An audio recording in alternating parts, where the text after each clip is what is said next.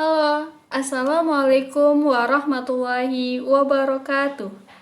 Perkenalkan, nama saya Inggit Yolanda Hapsari. Di sini saya akan menjelaskan materi tentang sistem reproduksi manusia, terutama pada bagian alat reproduksi pria dan alat reproduksi wanita.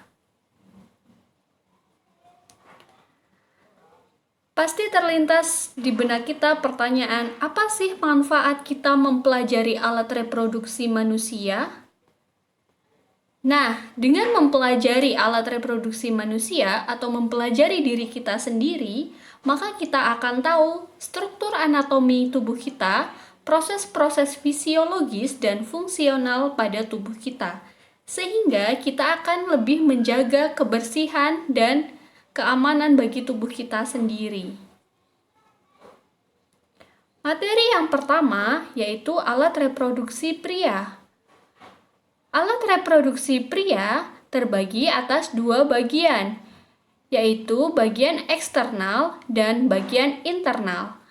Pada bagian eksternal terdiri dari skrotum dan penis.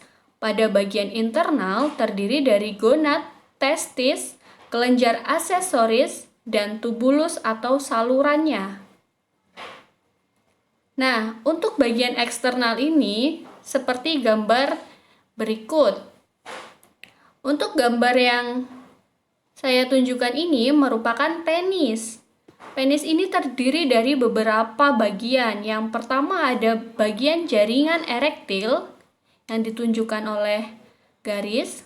Jaringan erektil ini terdapat proses kopulasi, yaitu proses penghantaran sel spermatozoa ke dalam tubuh wanita. Terus ada uretra, uretra. Ini adalah saluran muara terakhir proses reproduksi. Terus ada glans atau kepala, dan yang terakhir ada prepusium atau kulup. Ini adalah lipatan kulit yang dibuang melalui sunat. Jadi yang disunat itu yang ini, lipatan kulitnya saja.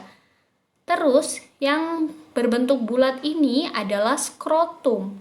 Skrotum adalah lipatan dinding tubuh untuk mempertahankan suhu testis. Suhunya itu di bawah 2 derajat suhu badan manusia. Selanjutnya, ada pada bagian internal. Bagian internal ini secara garis besar itu ada kelenjar aksesoris. Ini untuk mengekskresikan cairan semen. Di situ terdapat vesikula seminalis, prostat, dan bulburetral koper. Terus ada vas deferens atau saluran sperma. Saluran sperma, maka dia fungsinya menyalurkan sperma dari epididymis menuju vesikula seminalis. Terus ada epididymis ini yang berwarna merah muda. Ini fungsinya untuk pematangan dan menyimpan sperma secara sementara. Terus ada testis. Ini menghasilkan spermatozoa dan hormon testosteron pada laki-laki. Terus ada uretra. Uretra ini saluran pengeluaran bersama yang berasal dari sistem ekskresi dan sistem reproduksi. Nah, kalau dilihat dari depan itu gambarnya seperti ini. Selanjutnya, ada organ reproduksi perempuan. Gambarnya seperti ini ya. Seperti tangan yang sedang seperti ini. Nah, alat reproduksi pada wanita itu berupa sepasang ovarium. Terus ada oviduct atau tuba falopi. Ada uterus, ada vagina, dan organ kelamin bagian luar. Mari kita lihat lebih jelas lagi. Nah, di sini ada ovarium. Ovarium itu indung telur di sini ya. Ada 2, kanan dan kiri, merupakan kelenjar kelamin yang memproduksi ovum. atau sel telur dan menyekresi hormon estrogen dan progesteron, hormon yang terdapat pada perempuan. Berarti ini fungsinya sama seperti testis. Testis menghasilkan sperma, indung telur atau ovarium menghasilkan sel telur. Terus ada oviduct atau tuba falopi. Tuba falopi atau saluran telur, saluran berarti bentuknya seperti pipa saluran. Berfungsi menyalurkan sel telur yang berasal dari indung telur menuju ke uterus atau rahim. Terus di rahim ada rahim, rongga rahim atau uterus.